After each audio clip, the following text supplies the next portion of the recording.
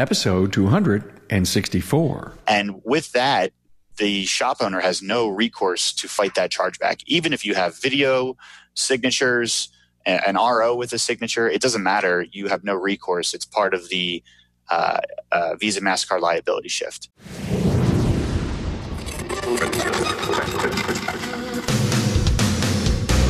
Welcome, aftermarketers, to Remarkable Results Radio.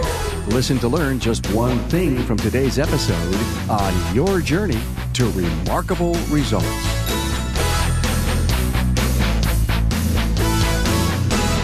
Welcome, aftermarketers throughout North America and around the world. This is episode 264 of Remarkable Results Radio.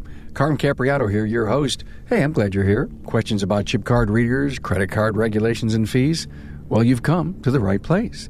You'll meet Steve Ciabattoni from 360 Payments. It's worth your while to learn about credit card fees and the regulations as it relates to chip cards.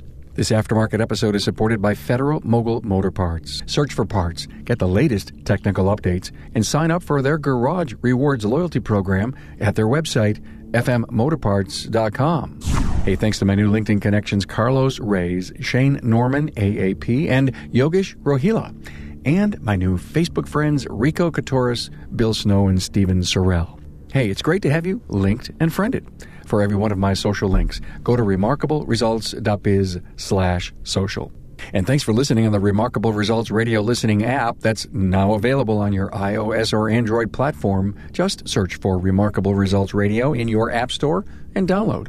And or find the links at remarkableresults.biz/app. That's APP. Before I give you the quick overview of our interview, look for the show notes for Steve Ciabattoni at remarkableresults.biz/E264. This past February 2017, podcast alumni Bill Nalu did a Facebook video on a credit card challenge he had, and he found out that he did not have a chip reader. Well, it took him a while to get it resolved with his credit card company, and it was a huge learning curve and big experience for him, and you can prevent it. In this interview, you're going to meet Steve Ciabattoni from 360 Payments. Because he knows the automotive space, he was the perfect guest to have on the podcast. He's going to help you understand the regulations, fees, the need for the correct equipment, the value of the data interface between your SMS systems and the chip reader, and a lot more. Don't forget the notes and the talking points are done for you at remarkableresults.biz/E264. And I want to thank Rena Rennebaum from ACT for bringing me this connection to Steve.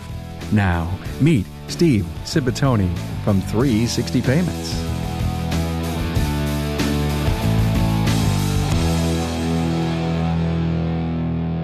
Hey, a warm welcome to Steve Ciabattoni, the CEO of 360payments.com in Campbell, California. Hey, Steve. Hey, Carm. Thank you so much for having me on the show. Here's what's going on. We're going to talk today about issues on fraud and liability due to chip cards, because everyone in the automotive industry takes cards. And here's what happened. This past winter, 2017, late winter, podcast alumni Bill Nalu did a Facebook Live post on chargeback. He got a chargeback. And he went through this big rant about, there was this law that came out sometime in 2015, and apparently he didn't pay attention. So he walked us through what he did and how he actually got his chargeback taken care of. So I'm sure there's a few service professionals in our industry that have this problem, and that's why you're here. Well, thank you for getting me on the show today. It's an honor, and I'm very excited to be a part of it because I've seen so many great people in this industry, come on the show and share some of their knowledge. So I'm happy to be considered as one of the professionals in the industry. So let's dive in. Let's talk about EMV acceptance, and it's another darn acronym we have to learn. What's EMV mean? EMV stands for Euro, MasterCard, Visa. It's the chip card processing that's been going on in Europe for years. Interestingly enough, probably early 90s, I would say, we decided to go one way and Europe went a different direction. They went with chip cards. And now we're all coming back full circle. It turns out that they were the more secure way of accepting payments. So chargebacks, you mentioned, are a common occurrence in all aspects of taking payments, not just in the automotive world. And it's not just regarding chip cards. There's many different types of chargebacks. But the chargeback liability shift that recently occurred in 2015, October 1st of 2015, is really the thing that I think shop owners need to be concerned about if they have not upgraded to the new EMV chip card technology. So here we are, it's 2017, and Bill goes on a rant on how this thing got by him. Where was the gap in the knowing-doing gap? Why has that happened? It's not a law. I think a lot of people are confused that it was a law that happened, but really it's a regulation by Visa and MasterCard. And so you're not forced to do it, and there's really only a penalty for not doing it if the occurrence of a fraudulent chargeback happens in your business. It's not something that happens every day to most shop owners. Most shop owners will tell you they know their customers very well, and they're not concerned about their customers trying to get one over on them. But the truth of the matter is that if a customer goes into a shop owner's business and swipes their card with a regular magnetic strip and doesn't use a chip card because the shop owner doesn't have a chip card machine, they have the capability of calling their bank and saying, I didn't make that charge. This is fraud. And with that, the shop owner has no recourse to fight that chargeback. Even if you have video, signatures, an RO with a signature, it doesn't matter. You have no recourse. It's part of the Visa MasterCard liability shift. It's scary. I just can't even believe you just said that. It seems ridiculous. It's one of those things I think that Visa and MasterCard are trying to force people to make a change. And to me, I believe that shop owners should do it because it's really a small upgrade in the scheme of things. If you're doing a $1,000 engine repair job, and maybe it's a new customer that you don't know that well, are you going to turn that transaction down because you don't know them? No, you're going to take the transaction, and they might be one of those people that understand this concept and go to take advantage of you. Shop owners in general, or specifically, are the ones most liable for some sort of scam in this regard because they have high ticket transactions. I'm not going to waste my time as a consumer and go to Starbucks and try to, they don't have a chip card machine, let's say, and try to pretend like it was a fraudulent transaction because it's too much of a hassle for me to get a new credit card because that's what would happen, of course. For a $4 cup of coffee, right?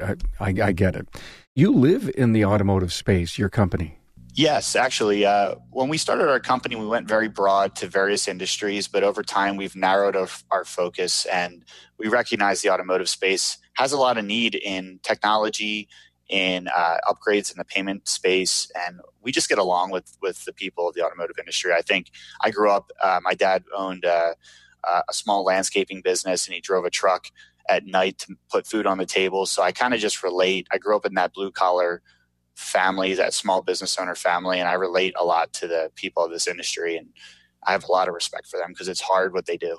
So since you live in the automotive space, Steve, I'm assuming that you are integrating into point-of-sale systems? Yes, that's our biggest focus right now in the automotive space. Shop management software is, in my opinion, somewhat behind the times on a payments perspective. Don't get me wrong, it's something that's been difficult for them to achieve in the past few years because of chip cards. Years ago, it was easy to take a transaction through your shop management software because you were just using one of those little USB plugins. And that product, usually a MagTech reader, used what's called keyboard emulation. And all that is it takes a card data, the data from a credit card, and it emulates or basically replicates what would happen if somebody punched it in on a keyboard. Nowadays, it's with a breach happening every day. I mean, this morning I woke up and Sonic got breached. Last week it was Equifax. The concern is that card data doesn't or shouldn't run on your computer. And that's the type of technology we're focused on presenting to shop management software, saying, look, you don't want to take the liability as a software company to have credit card data touch your servers. Your customers, the shop owners, they shouldn't have credit card data hitting their computer because that's where the liability is. So the new solution is that a shop management software will communicate the transaction amount to a terminal, and the credit card machine communicates directly to the processor. And we do that all through a cloud-based technology that's really easy to integrate. And so we're pressing hard on the industry to get integrated with us or another processing company to enable the shop owner to have a professional atmosphere. I mean, I can't tell you how many shops I walk into today where they go to their computer system, they create an RO, and then they walk over 10 feet to a credit card machine, and still have to key in the $100 transaction amount. It should be seamless. If I have a chip reader and I've integrated into the newer system and I'm a shop owner, I still have to put my card into a unit. But you're saying that unit sits on the front counter, the customer plugs it in, and under the covers, if you will, high-tech cloud-based stuff, we're getting an approval, and then that approval source is sending data back to the SMS? Exactly. So the SMS never talks to the card data. The SMS just talks to the machine and says, hey, machine, wake up, charge $100. And the machine does all the transacting between the device over the internet to the processor. And if you're set up correctly, your machine's going to encrypt the credit card data at the time the customer puts the card data in. This way that it's scrambled when it flies over the internet. Got it. I'm talking with Mike Zralik, a technical product specialist with Federal Mogul Motor Parts. So you have this van, and it's the Guru on the Go van, and it's all nicely decked out, and you drop by for lunches and learns. How do shops get a chance to get that van to come to their place? Well, they can, of course, call into our Guru hotline and request it. They can talk to their parts distributor, and through that channel, we can go out and do some training, or even with us out in the field. If they see us, we do various warehouse distributor type shows, many different events. We're out there everywhere. Just come by and ask, and we'll be more than happy to come by. Hey, Mike, if I said you were a champion for Federal Mogul Motor Parts, would I be right? You betcha. So give me an example. I live, eat, breathe Federal Mogul on a daily basis. Growing up, being in the racing industry, I knew a lot about Moog. I loved Moog. Felpro, same thing. To go out and be able to talk about a company this big, this strong, it makes me happy every single day. I'm so excited to do it on a day in and day out basis. What are technicians saying after you're done with your presentation? When can you come back? They want more day in and day out. They want more, and you have more to give. You've got so many key product lines in the industry. Oh, we have a ton of product lines and a ton of training that's available, with those product lines and on a technical side too. How dazzled are the techs to see that compression-loaded ball joint with the pre-installed integral dust boot? They come unglued. They are so excited about that because less frustrations. They've been dealing with issues in the field of damaging that boot during installation, and it makes it so much easier to put in. And it's a beautiful piece. Federal Mogul Motor Parts' Garage Gurus is your go-to source for the vehicle training, technology, and answers you need to keep your next job on track. On-site, online, or on demand, the Gurus are here to help keep your business and your career on the road to success. Visit fmgarageguru.com. So tell me, how expensive are these machines? $300 to $400 on average. So it really does make sense in most cases for a shop owner to upgrade, buy a new machine, if it's possible with their shop management system to get integrated, because it just streamlines their business. It reduces mistakes. In most cases, they can get signature capture on the machine and save that signature on the RO so they don't have to keep paper invoices anymore. It's just getting them into the 21st century, as we like to say. But, the upgrade is worth it. It's one chargeback of $1,000 repair job that has to happen for you to feel that loss over something you're going to do eventually anyway. Just get the machine. A quick tidbit about machines, though: don't ever lease them. I see this still so much in the industry. Unfortunately, the payments business is not regulated, so there's a lot of companies out there that will lease a credit card machine to a shop owner for $40, $50, upwards of $100 a month. And those leases are non-cancelable. And so the shop ends up paying $4,000 or $5,000 for a $300 machine.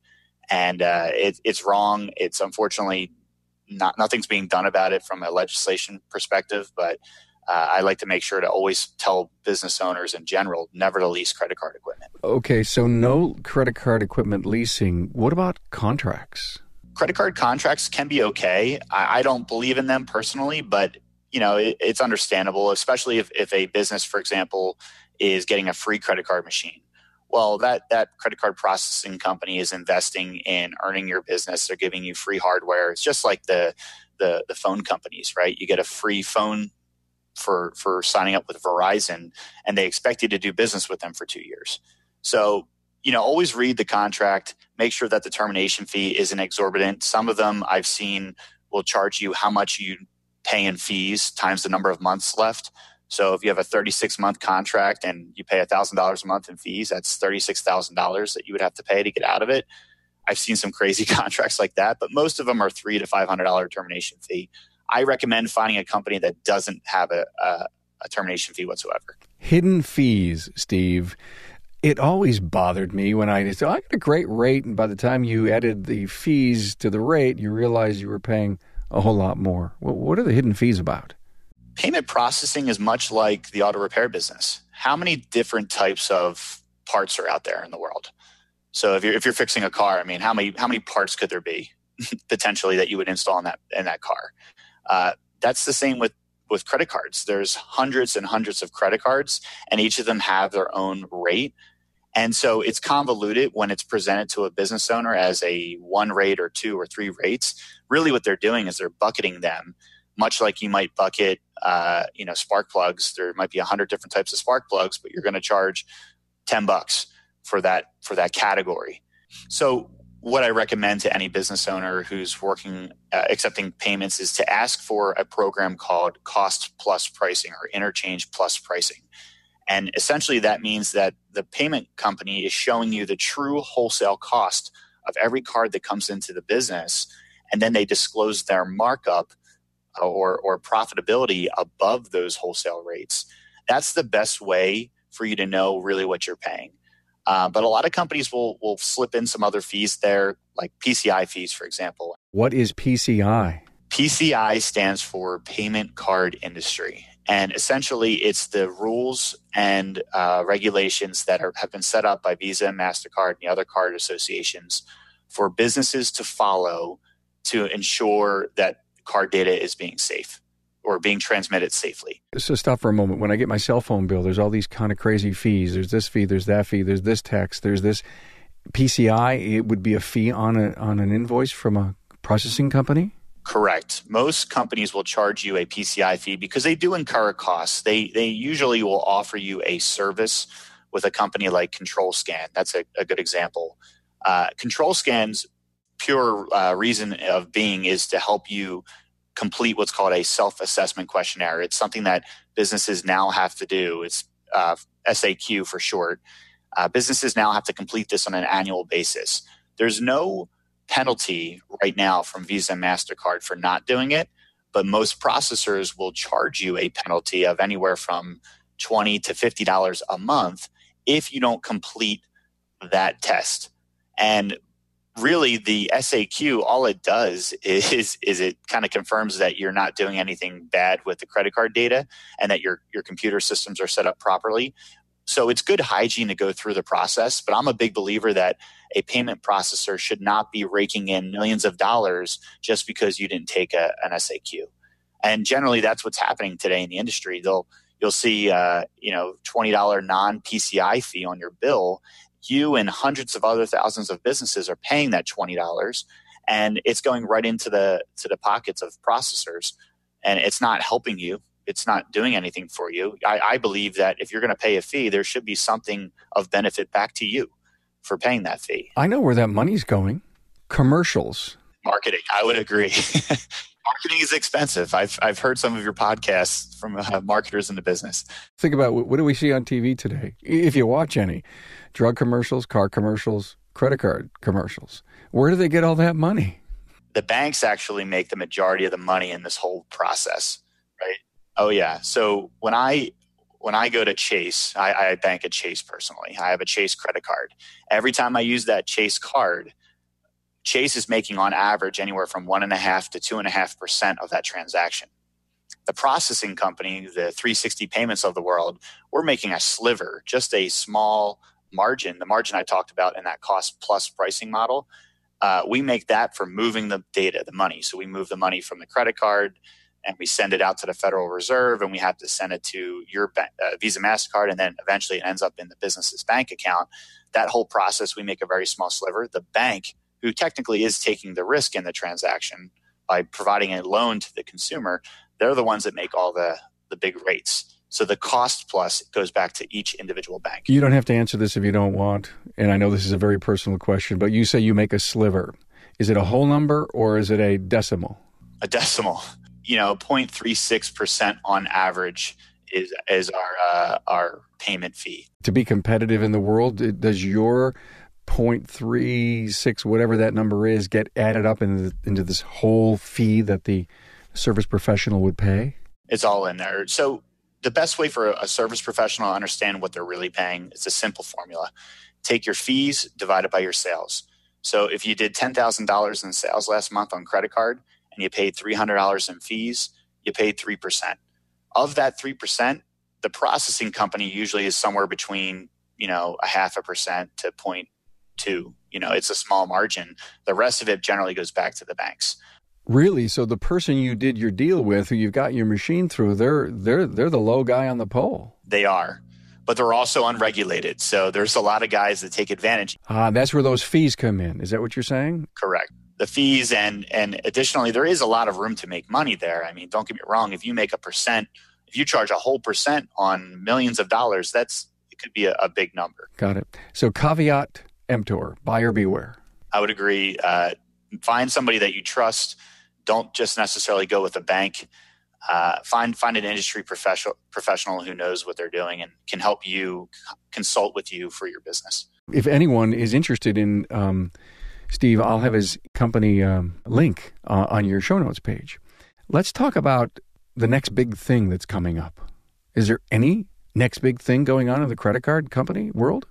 Related to shops, I really believe the future is the ability for shops to get customers to pay before they show up. And it's, to me, I think, why hasn't it been done yet? Personally, when I get my car fixed, I'm a busy guy. I have 2 kids. I try to drop the car off early in the morning. I go to work. I work late till after hours. And usually my guy trusts me. He puts the keys in the car and lets me pick it up after hours and go home. He's not exactly the most organized person. He's running a great business, but getting paid is something of a challenge. And for me personally, paying him is quite annoying. I prefer if he would just text me or email me an invoice and let me pay via that email or text. And that's really where I see the future of payments in the automotive industry, where the RO automatically gets sent from the SMS system to the customer and says, hey, you owe $100. Would you like to pay? Click here to pay. And then I could, open up a page on my phone, use my Apple Pay to plug in my card data. And there we go. I just show up and pick up my car. So you're saying before I show up and actually get delivery of the vehicle, I'm done. I'm doing my quick and easy way to pay for the bill. So when then I walk in, I understand all the work that was done, but we don't have to go through the transaction. Personally, I'd rather just pick up my car and go. I like my guy. My mechanic's a nice guy, but we're all very busy, and I'd rather just pay and go. Are you a millennial? I am. That explains it. I know. So any different regulations coming down that you see? I mean, what's the buzz in the credit card industry? Regulations, it's not so much regulations, just that I think the scrutiny on PCI compliance is going to increase. I disagree with a lot of the fees that are charged, but I do think shops and small businesses should be doing whatever they can to protect themselves. If you think about it, if Equifax can get breached, no offense to Joe's Automotive, but he doesn't stand a chance. And so as fraudsters are looking for more avenues to steal information, they're going to flow downstream, I think. And I think eventually you're going to see some cloud computing where fraudsters are able to access many computers all at once and to steal data on a widespread basis. And I think small business owners should be concerned about it. And they should consult with their professionals on how to make sure that they have firewalls in place, how to make sure that they're not keeping sensitive data on their servers, on their computers. For example, in the payment space, if you're keeping cards on file, you want to use something called tokenization, where you keep what's called a token on your computer or inside of your software, and the actual credit card data is stored somewhere else. And so if you want to re-access that credit card number, you just send a token to the what's called gateway to access that. This way, you're never touching the card data itself. So things like that, I think, are really where the payment space is being focused, that along with payment integration to SMS systems. You just said the word token, and I thought of the words Bitcoin, and I don't know much about that. Is it valuable for us to talk about on this show? I think Bitcoin is extremely interesting, and specifically there's a technology called blockchain that is what Bitcoin is built on. And you're going to see right now the banks are scrambling. In my opinion, they're panicking on how to enable blockchain usage and blockchain technology in their systems, because what's going to happen is there's a lot of middlemen in the space that will probably get wiped out once blockchain becomes proficient. From a automotive repair perspective, I don't think you're going to have to worry about Bitcoin for a very long time. It's not widely used, and it needs to be ubiquitous before a currency takes over. So it's not something I think that they need to be concerned about, but it's certainly interesting. Teach us non-geek people what blockchain is. Blockchain is essentially a record of truth. When I say transaction, I mean any type of communication over the internet. When that happens, or when a payment happens, it's basically written in stone. And so a financial institution or another business could be very comfortable that the money is in fact there and that the person who made the transaction is that person, if that makes sense. It's just essentially a system that authenticates without a reasonable doubt that it's a true transaction. And I can only go into a million thoughts as to how that would happen, but I'm not going there because, and maybe we need to figure that out in a future It's episode. So new, Carm, that I think barely anybody really understands it. So, and I'm one of those people. I'm still learning myself. I was in an automotive seminar last year. I believe it was in Anaheim. And a friend and a podcast alumni, Mamubal alum, got up from Movimento, and he mentioned the words blockchain. And that's when I first remember it. So interesting that now you bring it up too. So obviously there's something to it. Is there anything that my listener needs to know? Anything else? I would say just pay attention to your payment business. Look at your statements on a regular basis. Use that formula I gave you where you take your fees divided by your rates, put it into an Excel spreadsheet and watch it over time and make sure it doesn't creep up, because that's the easiest way for a processing company to raise their fees. They do it slowly over time. And upgrade your equipment. There's no reason not to. It's really a simple cost, simple expense to prevent you from potentially a very large loss. And just to remember, you really have no recourse to fight a fraudulent transaction if you don't have a chip card machine. So make sure to do that. And then lastly, I would say work with your SMS company to get payments integrated. I think we're all competing against and trying to achieve a dealership feel. And if you go to a dealership, you don't see the lady at the counter or the man at the counter walking over to a credit card machine to key in the transaction amount. It's all streamlined and integrated. And there's no reason why small shops shouldn't have that as well. Great points. Steve Ciabattoni, CEO of 360payments.com in Campbell, California. Thanks for being on the show. Thank you so much for having me. I had a great time. Steve, I really learned a lot. Hey, thank you, Steve Ciabattoni, for your insights and your wisdom on credit card processing. Get the show notes and talking points at remarkableresults.biz/E264. Hey, please don't forget about the power of the Town Hall Academy. The weekly forum tackles a single subject with a panel discussion. So much to learn from the Academy. The library grows every week, 12 noon Eastern, live on Facebook. The power of a documentary, the educational value of a seminar. Hey, drop me a line. Head over to the contact page on the website, and thanks for your support. Thanks for being on board to listen and learn from the premier automotive aftermarket podcast. Until next time,